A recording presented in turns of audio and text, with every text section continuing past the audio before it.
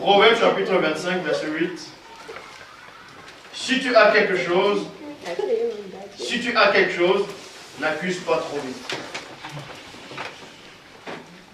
Que feras-tu ensuite si ton adversaire te contredit? Point d'interrogation. Nouvelle Bible seconde, ne te hâte pas d'accuser. Que feras-tu par la suite lorsque ton prochain t'aura confondu? Tradition Abbé Filion. Ce que tes yeux ont vu, virgule, ce que tes yeux ont vu, ne le révèle pas avec précipitation, dans une querelle, virgule, de peur qu'ensuite tu ne puisses plus réparer le mal, lorsque tu auras déshonoré ton mari. Faites attention. Tu vois, ton mari a fait quelque chose de bizarre. Ouf! Vous êtes en train de discuter. Ah, je t'ai vu, tu as fait. Ah? Ou tu prends le téléphone. Hé, ma soeur. Tu l'exposes et tu peux plus réparer le temps. Tu ne sais pas pourquoi il a agi ainsi. Il a agi ainsi à cause de toi, pas ta faute. Ça peut arriver. À cause de toi, il a agi de telle façon, tu vas encore l'exposer.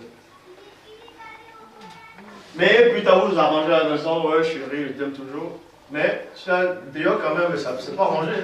Ils ont une image de mauvais ton mari. Ben oui. C'est comme on prend un coussin. Tu vois, les coussins, il y a plein de plumes là-dedans. Quand il y a du vent, tu ouvres, tu balances, fou, ça envole, c'est la réputation. Ça. Tu auras beau ramasser, c'est fini. Tu auras beau ramasser, c'est fini. Donc, ne vous pressez pas à livrer quelqu'un. Si quelqu'un t'énerve, prends d'abord les moments où tu l'aimais et les moments où il t'aime. Avant d'aller l'exposer. Par exemple, si Dieu ne vous expose pas, pourquoi vous exposez les autres? Mais tout ce que vous faites, Dieu regarde. Il y a un niveau de souvenir. Mais si vous exposez les gens constamment, c'est que vous aimez la gloire des hommes. Vous aimez ce que les hommes vont dire. La vie des hommes. Mais si Dieu t'expose,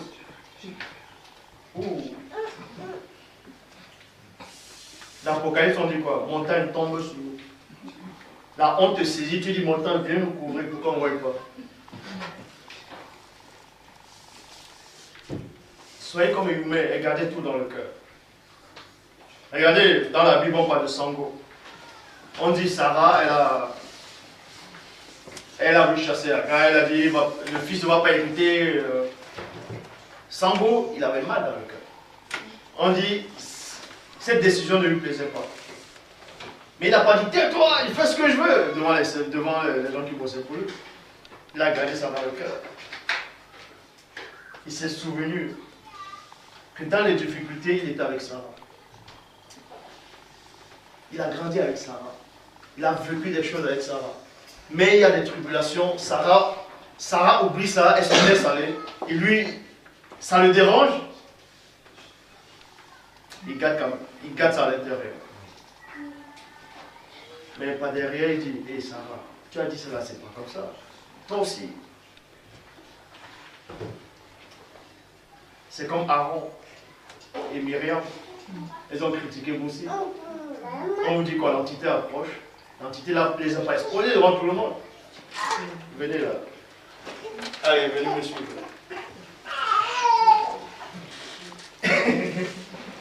Si parmi vous, là, un prophète, où je me révèle à lui, ce n'est pas des songes, pas des visions.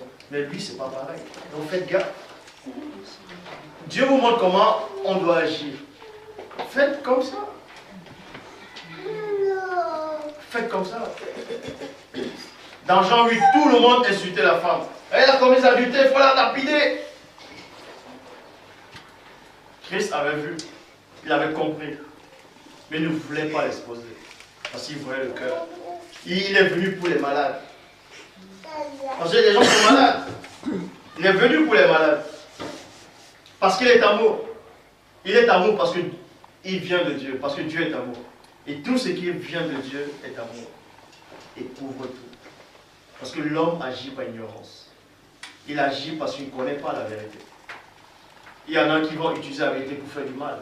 Eux, c'est autre chose. Mais il y a des moments, quand tu vois quelque chose qui ne va pas, garde le silence. Observe d'abord, va parler à la personne. Si la personne ne t'écoute pas, la parole dit, prends 2 ou 3 témoins. Pas les témoins que tu les connais juste comme ça. Non. Il faut que les gens doivent être dans la parole, ils doivent avoir une bonne réputation de la parole. Si tu n'écoutes pas, va dans l'église. On dit pas à l'église, il parle bien, mais gens, un péché mignon qui me dérange, on ne parle pas d'eux. On parle de l'église fidèle. C'est pour ça que l'expression dit on lave le linge sang en